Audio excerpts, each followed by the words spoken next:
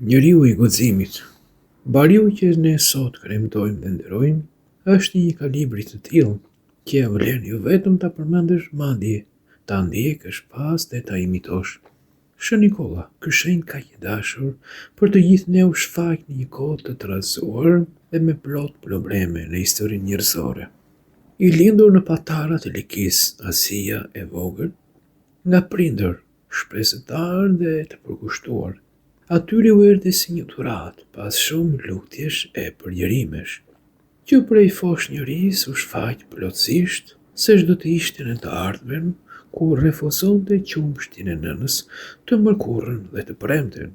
Bota dhe populli do ta njihte vetë këtë bari të denjë për mandrën në të cilën u saktua Vigillonjës.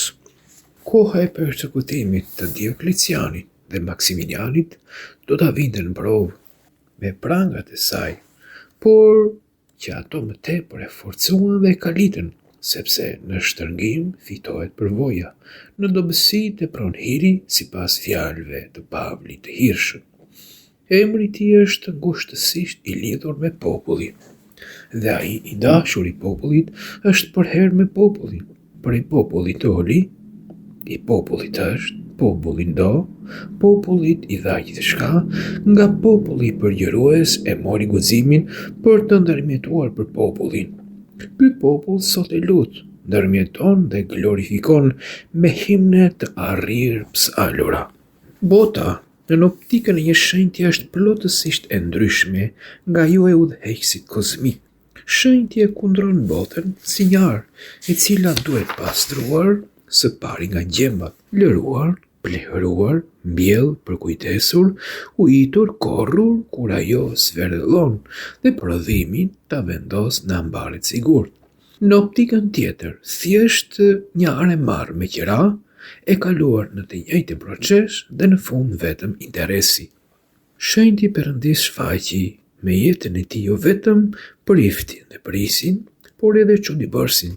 Të gjithë i kujtojmë me çuditë e tij në det, me misionarët e frikësuar nga mbytyja dhe djalin që rrëmbeu nga thonjtë e vdekjes me fuqinë e lutjes së tij. Jeta jonë në tokë është padyshim një det i trazuar nga mëngjesi deri në darkë. Çdo dite i mjafton mundimi i saj, thot vetë Zoti i mishëruar. Nuk ka një njeri sot që nuk e ndjen këtë darë shtrënguese në çdo moment. Prindi për fëmijën, mësuesi për nxënësin, mjeku i mirë për pacientin, arkitekti për ndërtesën, polici për trafikun, fëmijët për prindrit e moshuar, prifti për grigjen, kapiteni për anijen, udhëheqësi për popullin, të gjithë në të njëjtin diell.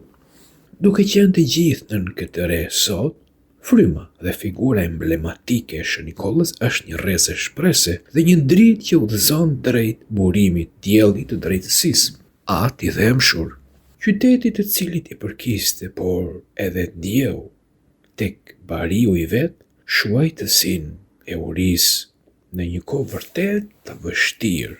Por uria më e madhe që shohi, që ajo për ungjillin, lajmin e mirë. Njeriu nuk rron vetëm me bukë, por me çdo fjalë që del nga goja e Perëndisë.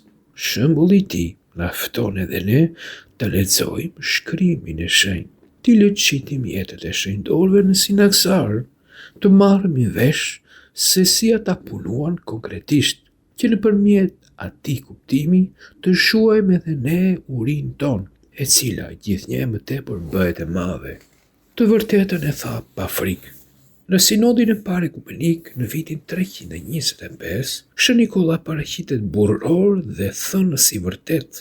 Me guxim pohoi hyjninë e birit të Perëndisë së mishëruar, dhe kjo i kushtoi jo pak. Por ai e lëshiti pa ju dridhur qerpiku, shenjti që kurrë nuk harrohet. Teksa shkeli modët e këtij mega qyteti, në kujtesë shfaqet mira e Likisë.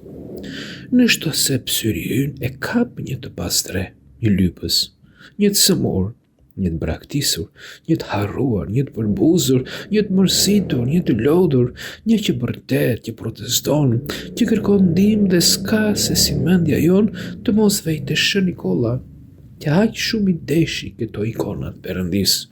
Pasi e kreu misionin e tij mbi tokë me sukses, te grigja shenjti u gjit në tendat e të drejtëve, tek mbreti i mbretërve, nga ku nuk pushon së ndërmjetëuari për ne.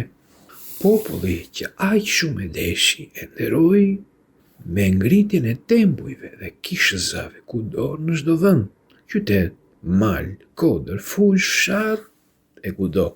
Në çdo 6 dhjetor dhe 20 maj, populli mlidhet, psal, lutet, kremton, gëzohet, shpreh falënderime, tregon çuditë e tij transmeton nga brezi në brez, si një popull që nuk harron atë që nga gjiri populli doli.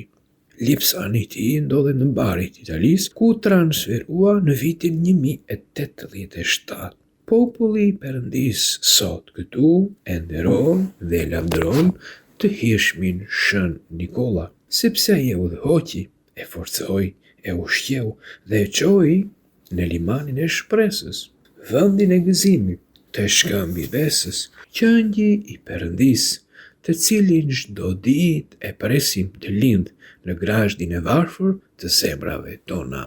Amin.